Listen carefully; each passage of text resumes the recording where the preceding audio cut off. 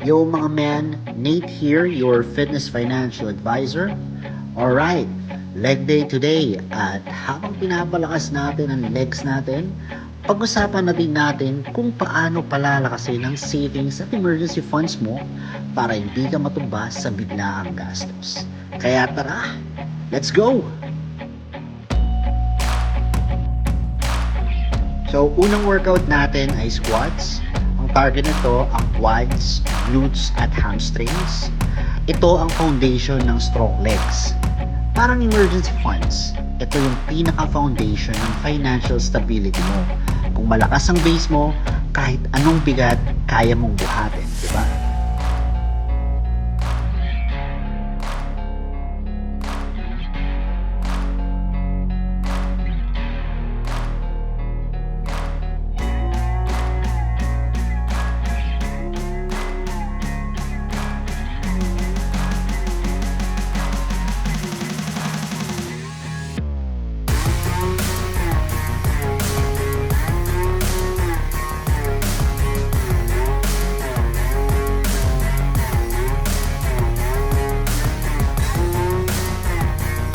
Our second exercise ay leg press.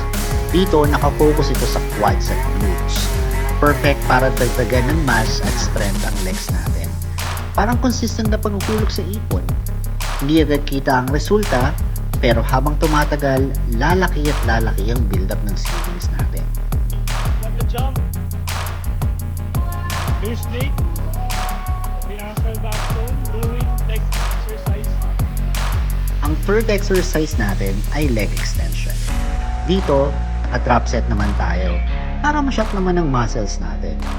Ito ay focus pa rin sa quads, however, this time pang details and definition ng goal.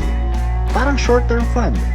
Laging ready sa sudden gastos tulad ng car repair or biglang hospital bills nang hindi naapektuhan ang long-term goals mo. Safe ka and steady gains pa rin. And our last exercise ay abduction. Ang target naman ito, yung hips para sa stability at balance.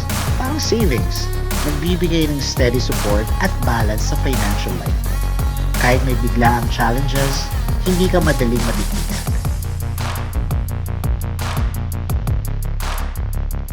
Trivia lang mga man, alam nyo ba na ideally dapat may 3 to 6 months worth ng monthly expenses ka sa emergency mo?